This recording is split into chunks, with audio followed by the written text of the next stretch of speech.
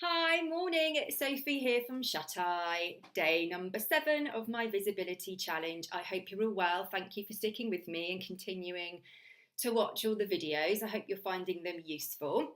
Today I'm going to talk to you about the journey of sleep that your little one might go through, because a question that I get asked all the time is, won't my baby, won't my child just grow out of it? Won't they just learn to fall asleep by themselves and to stay asleep or not wake up in the night? And yes, they might do, but at the same time, we don't know whether they're going to do that. And particularly with children that are really attached to certain things that are helping them get to sleep, it's more likely that they won't, and that they'll need some assistance, or for you to change what you're doing when you're getting them to sleep. So I just had a thought about it, and what I put together was a bit of a timeline to show you what might happen, or what generally happens with a lot of the families. Let me get this in the right way.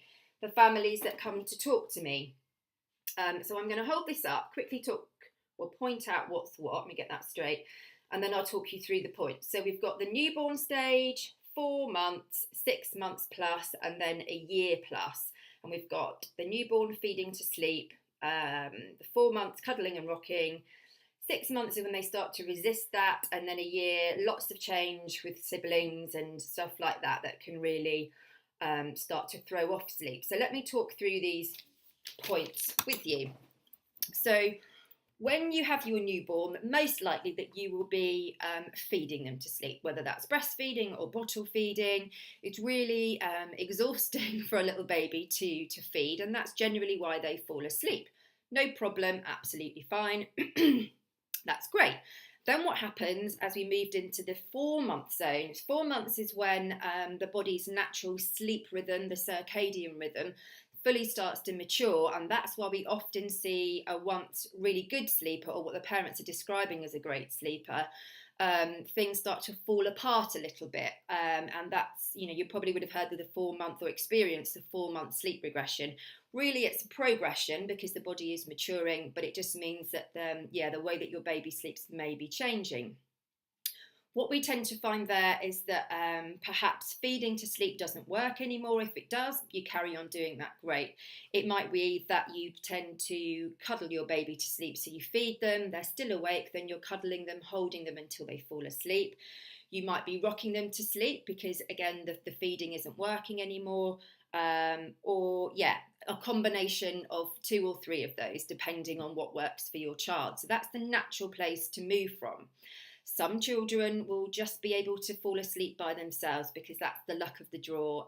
Whether some children need help with sleep or not is just down to the baby that you get. So at 4 months, you probably would have adapted the way that you're getting your child to sleep. Beyond 4 months, we move to around about 6 months. And we might find, or we generally find at this stage, that children who are having a little bit more trouble learning to fall asleep by themselves might show some resistance to the methods that you've been using to get them to sleep. So they might resist the rocking, forcing themselves to stay awake. If you've been bottle feeding them, you might find that they'll neck the bottle and they're still awake at the end of it. Or with the cuddling and the holding, it might be that they just don't want that anymore, and they're forcing themselves to stay awake because they're in the company of a parent or a carer, and they just want to play, and they find it really, really stimulating. So that's when things start to get tricky, and as parents, we're feeling around about 6 months that our children should be sleeping through the night, because we know that they probably are not hungry, or at least they should be getting down to maybe 1 feed, whereas they might be taking a lot more than that. This is the start of the peak of separation anxiety as well. There's different points in a child's younger years, but 6, 7, 8 months is really when that starts to kick in. And so again, there could be a lot of resistance to you leaving the room when you want to put them down to sleep, and you're finding that you get them to sleep, lay them down in the cot, and as soon as you put them down, ping, they're awake again, because they're aware, even though you think that they're asleep and they're giving you the signs, they're not actually asleep. And then you have to start the process all again. So looking back on my little timeline that I've written for you, help, where is it? Help, over here. This is a really popular time where people come, I can't get that straight, people come to get some some help from me, because they're sort of happy that the feeding situation, that their child doesn't need feeding in the night, and they're getting lots of resistance, and it's getting really exhausting trying to get the child to sleep, and it's taking a really long time.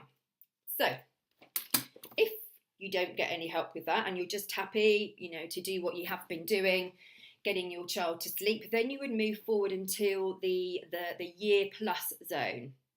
Now, lots of things can happen in this time.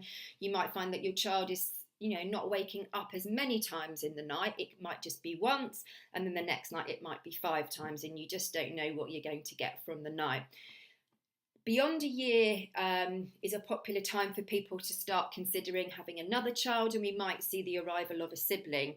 When that comes, that just throws the whole household upside down. And particularly for your first child, whatever you might have been doing to get them to sleep, you just don't have the time because you've got a newborn with you to do that. And then we can see, lots of things having to change, or you to try and think of new ideas about how to get your little one to sleep. 12 months on as well is often when parents start to transition their little ones from a cot through to going into a toddler bed or a cot bed or something like that. And there's a real variety of the ages where parents do this. I've known lots of parents do it at 1, literally 12 months, and other parents that will wait until 3 years. And I guess it's down to your personal preference or what you need, at home, in terms of if there is another sibling, are they going to need the cot, etc., etc. Now, this is another time where people put their hand up and go, help, because, they just need to change what they have been doing in their family, because it's not working anymore with the arrival of the new sibling. Or we have massive problems when children are moved to a bed before they're sort of mentally ready to cope with the responsibility that goes along with that. So again, what you might find, looking at my little timeline, is hand holding, laying down, or co-sleeping. These are the solutions that most parents kind of move onto when a child is sleeping in their own bed. So it might be that you have to sit next to them once they're going to sleep, hold their hand until they fall asleep, lay down in the bed with them, lay down on the floor next to their bed until they go to sleep. Now, that at the beginning is not too taxing, but it might take 10, 15 minutes, and then gradually it creeps forward and forward and forward and forward, and you might be laying there for an hour, and then your child wakes up again a couple of hours later, and then you've got to go back in again. The other thing, which again is really, really common, is the co-sleeping. So your child might happily go to bed in their own bed. They might stay there for 2 hours. They might stay there for the majority of the night. But at some point in the night, they'll wake up, they'll pitter-patter out of their bedroom and come into your bed. And, a lot of parents are doing this. And again, none of this is a problem. It's absolutely fine. If you're happy with that, in your family, in your situation, and you're happy to co-sleep or lay down for an hour before your child goes to sleep, there's not a problem. But for other families, there is a problem because they just don't have the time for that. They want to spend their evening with their husband or their partner, and they don't want to be sitting in a dark room, for hours on end, or they don't want to share their marital bed.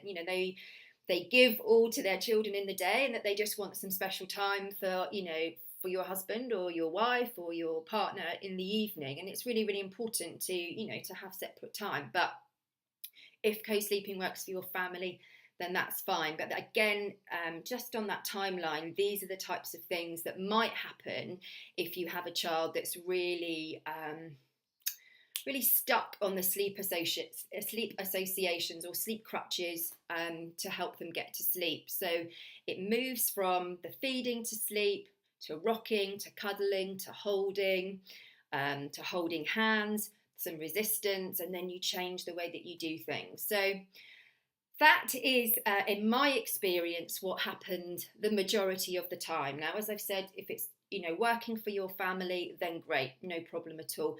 But if it's not working for your family, then, it's something that you can definitely sort out. And you will see from a recent testimonial and a case study that I showed you, it's never too late to do it. But again, just looking back on my chart, if you can see that, I would say that the ideal time for you to sort of start to shape your child's sleep is going to be around 4 months plus. We can start shaping here and sleep training here. This is very, very gentle, very gradual. So this would be your ideal time before things kind of get a little bit tricky. Hopefully you can see that. What I will do, because obviously it's a bit difficult to see all of the pad there clearly, I will type it up much neater in a PDF and I'll post it with this video later on. But I hope that's been useful for you to know, will my child grow out of it? Yes, they will, but not always. It's like an insurance policy, you know, hiring me to help you with your family is like making sure that you get what you want and you get the sleep that your family needs.